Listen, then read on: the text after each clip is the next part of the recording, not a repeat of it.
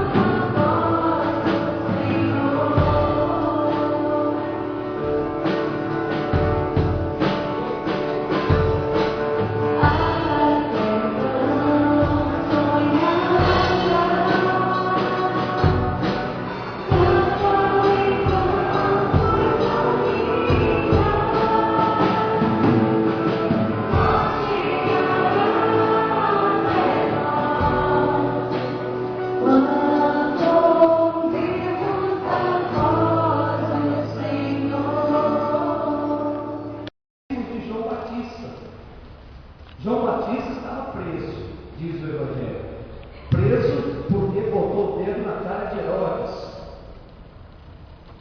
E lá na prisão, João Batista ficou sabendo de Jesus Cristo. Só que João Batista achava que Jesus Cristo fosse atuar de forma diferente. Então manda alguns discípulos ir lá perguntar para Jesus: por acaso você é esse mesmo que a Sagrada Escritura anuncia, ou nós devemos esperar por um outro? João esperava que o Messias viesse lançar fogo sobre a terra, viesse castigar os maus, viesse colocar na parede os pecadores. A pregação de João era assim. Para João esse mundo não tinha mais jeito. Era preciso acabar com tudo, depois começar a reconstruir do nada. Aí aparece Jesus e faz tudo ao contrário.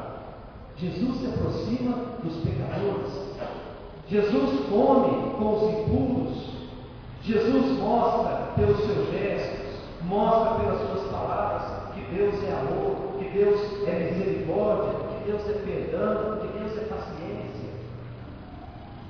Então os discípulos de João Batista e o próprio João Batista ficam meio desorientados com tudo isso. É por isso que manda fazer essa pergunta: é você que devemos, é você que é aquele que ia vir, ou nós devemos esperar outro? Outro que vem de forma mais severa, de forma mais justiceira, de forma mais decidida. Então nós podemos dividir esse evangelho em duas partes. Primeiro, Jesus responde a pergunta, deixando claro que ele é o Messias. Vamos falar para João Batista: o que vocês estão vendo aqui? Os doentes sendo curados, cegos voltando a enxergar, paralíticos andando. Vamos falar para João Batista: o que vocês estão vendo aqui? E depois, na segunda parte, Jesus elogia João Batista. Mas o que deve nos chamar a atenção nesse evangelho é uma frase que tem nada a ver. Quando Jesus volta para as multidões e pergunta: o que é que vocês foram ver lá no deserto? Uma cana agitada pelo vento? O que é uma cana, gente? É uma coisa que não tem raiz, que não tem tronco firme. Então qualquer ventinho fica balançando. É uma coisa, um cipreste que se curva diante de um vento forte. E Jesus pergunta: vocês foram atrás disso lá no deserto? Essa não era a característica de João. João era um profeta, é um profeta de uma verdade única. João não era agitado pelos ventos. João era um tronco firme. E sua firmeza era tão grande que ele não teve medo de apontar o dedo na cara de Herodes e dizer: você está errado, você está vivendo em pecado, você está vivendo na sua cunhada. Por isso João estava preso. Portanto, caros irmãos, como é que a gente mede o valor de um profeta? O valor de um profeta não pode ser medido pelos ambientes sociais que ele frequenta. O valor de um profeta não pode ser medido pelas roupas que ele usa, pelos bens que ele possui. O valor de um profeta não pode ser medido pelo espetáculo que ele faz nas televisões por aí, pelos shows, nem tampouco pela capacidade que ele tem de acompanhar as multidões.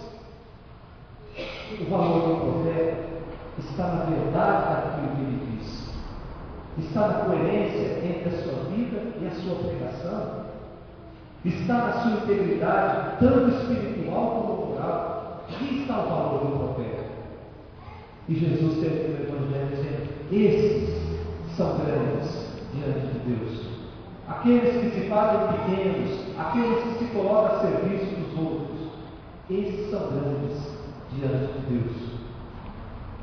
Portanto, ao celebrar a missa da Pastoral da Saúde, nós podemos olhar pessoas tão grandes diante de Deus, porque doam as suas vidas para que outros possam ter acesso a essa vida que brota do altar, do Eucaristia. Que possam ter acesso à palavra de Deus, indo até as suas casas, meditando a palavra de Deus, levando a Eucaristia. Esses são grandes diante de Deus. E esses são aqueles que deixam um pouquinho, pegam um pouquinho do seu tempo, não pegam o seu tempo, pegam um pouco do seu tempo e convergem em ação para o próximo. É um serviço que brota da escuta da palavra de Deus, é a intimidade que tem aquele que escuta a palavra de Deus e faz com que a palavra de Deus entre dentro do seu coração, germine ali dentro, crie raízes ali dentro, e os frutos estão aí, nós podemos ver. Doam os seus tempos, o seu tempo, para que outros possam ter mais intimidade com a palavra de Deus. Doam o seu tempo para que outros possam experimentar do Jesus eucarístico, pão vivo que vem do céu.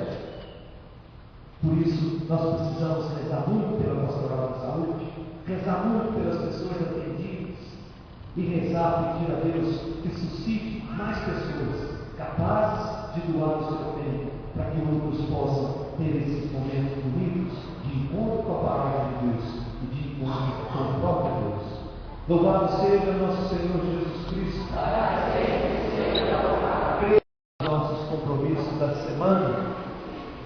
Lembrando que todo domingo, depois da missa das 19 horas, nós temos a bênção do Santíssimo Sacramento. Toda quarta-feira, às 7h30 da noite, e toda sexta-feira, às 6h30 da manhã. Quarta-feira, missa pela família, e sexta-feira, terço dos homens. Também no dia 24 de dezembro, a nossa missa do Galo será às 7 horas da noite, lá na capela, e aqui na matriz, 8h30 da noite. No dia 25 de dezembro, missa às 10 e às 20 horas, 10 da manhã e às 8 horas da noite, aqui na matriz. Dia 31 e dia 1º, missa 8 horas da noite. Também lembrando que lá na saída da igreja está sendo vendida a rifa daquela cesta de Natal que a gente faz todo ano. Esse ano ela está um pouco mais cheia. E esse ano são 2 cestas, serão 2 prêmios, o primeiro e o segundo lugar. Então, o primeiro prêmio, a cesta já está lá fora e vai ser sorteado no próximo domingo, depois da missa das 19 horas, dia 22. Então não deixe de levar o número e depois, no dia 23, ir buscar a cesta aqui, porque certamente alguns da nossa comunidade, alguém da nossa comunidade vai ganhar essa bela cesta preparada com muito carinho pela nossa comunidade. No próximo domingo também, dia 22, às 5h30 da tarde, haverá aqui na igreja a apresentação do coral Imaculada. Todos aqueles que gostam de uma boa música, venham depois da fita para a missa, que é às 19 horas, às 19 horas, 5h30 da tarde.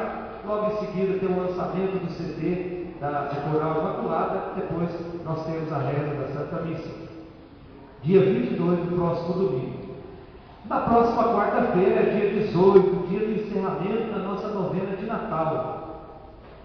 Todos aqueles que fizeram a novena na sua casa, na sua rua, no seu condomínio, no último encontro será feito aqui na igreja, às 7h30, e depois, 8 horas da noite, nós vamos começar a celebração da Santa Missa. E essa Santa Missa também, a gente reza em ação de graças pelo 3º ano de sacerdócio, pelo meu 3º ano de sacerdócio. Então, aqueles que vierem participar da missa, está escrito aqui, não foi eu que escrevi não, gente. Tragam um prato de doce ou salgado para a gente fazer a confraternização lá no salão depois da missa. Não foi eu que escrevi, alguém escreveu, eu só estou avisando. É muito feio a gente fazer festa para a gente mesmo, né?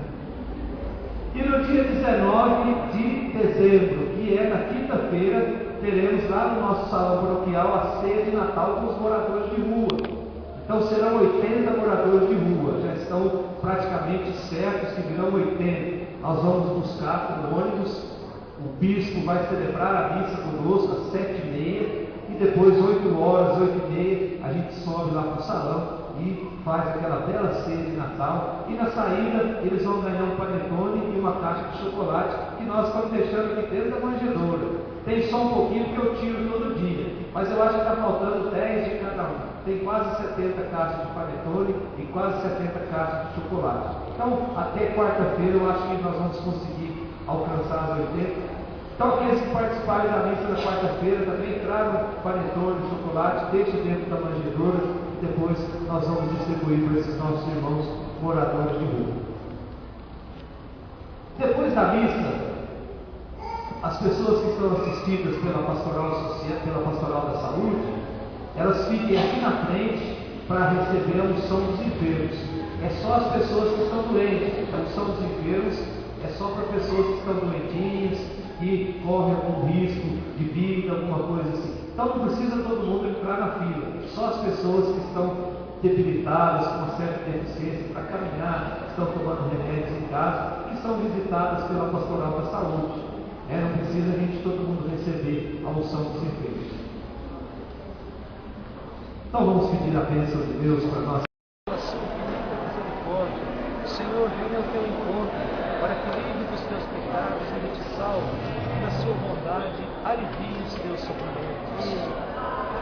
Por esta santa unção e pela sua infinita misericórdia, o Senhor venha ao teu encontro, para que livre dos teus pecados Ele te salve, e na sua bondade alivie os teus sofrimentos.